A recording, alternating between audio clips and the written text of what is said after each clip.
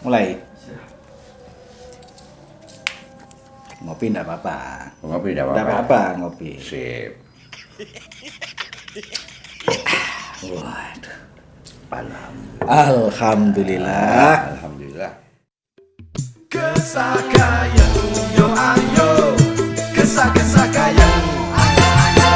Ngobrol ngalor ngidul tanpa ono juntrunge.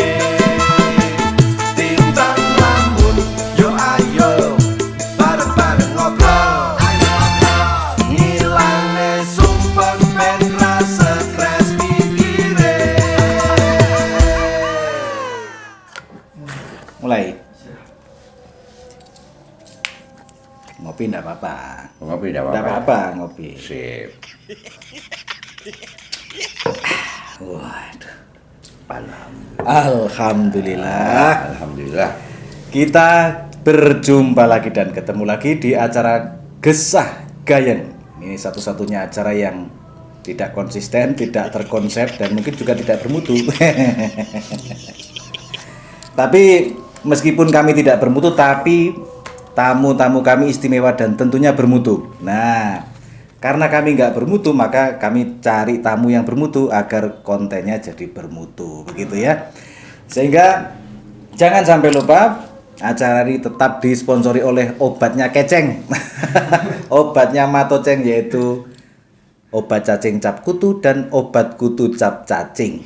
Kutu cap Obat cacing. kutu cap cacing. Wah. Dan obat cacing cap kutu. Cap kutu. Itu punyanya Matoceng. Oh, peng. Matoceng. Matoceng ya. Iya, hostnya sini juga. Hostnya sini Hostnya juga. sini Wah, juga. nah, Luar biasa kan? Luar biasa. Punya obat cacing cap kutu, punya obat kutu cap cacing. Cap cacing. Luar biasa. Jadi dua-duanya kena. Nah, dua-duanya kenyak sampai apa? Kena. Nah, Ya. kombinasi antara Cacing dan kutu.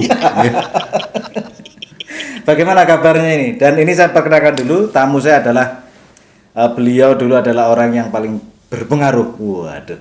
Di Kecamatan Kota Bondowoso, beliau mantan camat Kota Bondowoso, Bapak Raden Abdurrahman. Betul. Bagaimana kabar, Pak Raden Abdurrahman? Alhamdulillah baik-baik, dan saya memang lama enggak Ya, lama tidak berjumpa. berjumpa Ya, dengan. Nggih. Tadi kok kayaknya ada angin apa ini? Nah. Saya kepingin ke sini gitu. Langsung wus Langsung gitu ya. wus gitu aja, iya. Langsung nyampe ya. Nyampe. Dan alhamdulillah ketemu langsung ditodong untuk ikut Ditodong podcast Gesah untuk Gayen. podcast. Begitu. Antara cacing dan Kutu.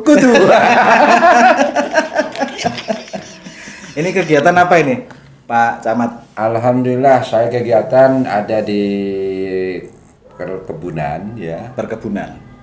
Berkebun. Oh, berkebun, iya, gitu iya. lah. Dan juga pembibitan. Pembibitan. Ya, pembibitan anak saya. Pembibitan untuk buah-buahan. Kebetulan dia kan juga alumni dari dari ini LPP Perkebunan di Yogyakarta. Iya. Sekarang dia mengembangkan untuk perkebunannya. Maunya mengembangkan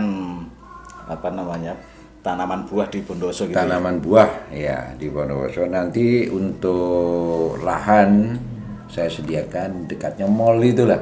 Oh, di selatannya itu. Iya, selatannya mall. Ada sekitar 700 desiare atau setengah hektar lebih ya. Itu untuk lumayan. proyek percontohan Iya, atau percontohan, dan juga ya untuk untuk wisata juga nantinya ya. Iya. Buat Jadi, agro ya, agrowisata. agrowisata nanti. Ya memang jalannya nanti bisa lewat dekatnya jalan ke timur ya. Dekatnya got itu kan ada saluran air, bisa lewat sana atau lewat gangnya Pak RT. Iya. Depannya kelurahan. Bisa langsung masuk menuju ke lokasi sudah. Iya. Berarti memang kegiatan setelah paripurna tugasnya ini lebih banyak ke ini ya. Ke tanaman ya. Tanaman. Untuk ini memang bisnis atau sekedar iseng aja tuh gimana? Kalau saya bukan ya dikatakan iseng ya enggak juga ya, tapi mana yang bermanfaat dan juga menguntungkan ya. Nah, karena kalau dulu saya ada penebang pohon ya, Iya. sekarang saya nanam pohon gitu loh. Dulu nebang Ya. pohon, Nah, sekarang nanam pohon. Iya. Dan itu memang hukum alamnya harus begitu ya. Iya, Setelah itu ditanam. malam itu ya. Setelah ditebang harus ditanam. Ditanam. Iya. Jadi di sana kalau berbicara di lahan saya Pak Fendi, itu yang seluas 700-an itu, memang saya tanami tanaman apa yang tidak ada di Bondowoso. Yang tidak ada di Bondowoso salah satunya komoditi itu lada. Lada. Ya, saya tanam lada. Lada itu ya rempah-rempah itu ya? Rempah-rempah. Masuk kategori rempah-rempah ya? Rempah-rempah. Kenapa saya tanam lada? Saya membibit sendiri. Ya memang agak kesulitan membibit lada itu. Iya. Tidak seperti membibit apa namanya suruh ya. Suruh itu apa? Suruh, sirih. Sirih. Ya. Ya seperti itu. Memang modelnya sama, Sama ya? tapi cara membibitnya yang beda. Kalau suruh, sirih ditancapkan gitu aja sudah bisa. Ya. Dia kan juga butuh ini ya, rambatan ya? Rambatan dia. Kalau itu ada perlakuan khusus. Iya. Jadi tidak sembarang langsung ditancap itu langsung bisa hidup, enggak. Ya. Jadi anak saya gini loh Pak caranya ya. Ya diputer dulu ya. Nah, artinya biar apa namanya airnya apa ini enggak segera keluar. Ya, baru ditanam. Iya. Kalau sirih langsung ditancapkan langsung bisa hidup. Ya, kalau ini enggak bisa ya. Rempah-rempah ini memang banyak dibutuhkan ya, termasuk lada. Tapi kadang-kadang permasalahan petaninya atau penanamnya biasanya itu kesulitan bagaimana menjualnya, pemasaran. Nah ini apakah panjenengan sudah nemu celah pemasarannya atau bagaimana? Sudah. Ya. Wah, luar biasa. Kenapa saya katakan demikian? Karena waktu saya dengan Pak Dodi ya, Pak Dr. Dodi Imam Hidayat ya, saya diajak ke Luwu ya. Luwu itu di Sulawesi Selatan ya, Sulawesi Selatan. dekatnya Maros ya. Pinggirnya Danau Tawuti. Di sana Pak Dodi kan menanam, dapat order untuk menanam ini lahan yang terbengkalai seluas 600 hektar. 600 hektar untuk ditanami padi. Padinya HMS 700 gitu loh. Ya mungkin yang jenis padi jenengan juga bisa bagus juga ya. Iya. Apa namanya bibitnya? Apa itu? Bibit padinya yang sampean itu dulu. Saya Dan lupa pupuknya apa? Oh, Hanamaru. Ya, pupuknya Hanamaru. Ya. Itu ditanam di sana. Nah, sekalian saya melihat di sana kok banyak tanaman lada. Sepanjang jalan itu ya. Kalah jalan Bondowoso ini. Iya. Jalannya sana itu masih baru dibuka tapi lebar. Ya, kalau Mix sini semua ya. waktu itu masih makadam. Masih makadam. Ya, masih dalam pengerjaan dia. Ya, jadi antara Danau Tawuti dan Luwu dengan seberangnya sana itu sekitar ada 5 kilo ya. Itu ada tempat apa namanya? Tran. Ya, TPK ya. Tempat penampungan tran ya. Waktu itu. Sekarang menjadi begini. Sekarang rumah sakitnya kalah rumah sakit sini. Loh. Gitu ya. Besar sekali. Iya. Sekarang jadi kota baru. Jadi kota persiapan yang ada di Luwu. Dulu itu memang awalnya tran. Tapi kan tran ini kan banyak suku di sana. Jadi heterogen. Betul. Yang paling banyak suku yang ada tran yang ada di sana yang dikirim dari Sunda. Dan tentunya ada apa namanya? Kenapa daerah itu meskipun daerah yang notabene adalah dihuni oleh para pendatang tran, tapi mereka geliatnya untuk berkarya untuk mengembangkan roda perekonomian itu.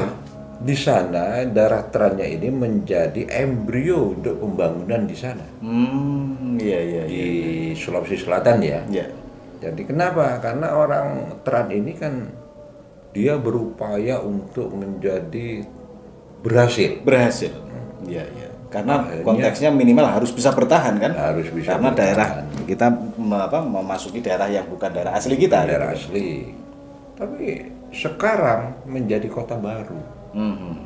Dalam arti kota baru ini perkembangannya pesat, akhirnya ya ini dengan programnya mungkin jalan-jalan yang baru-baru ini Pak Jokowi ini ya membuat jalan yang dulunya kecil menjadi lebar ya.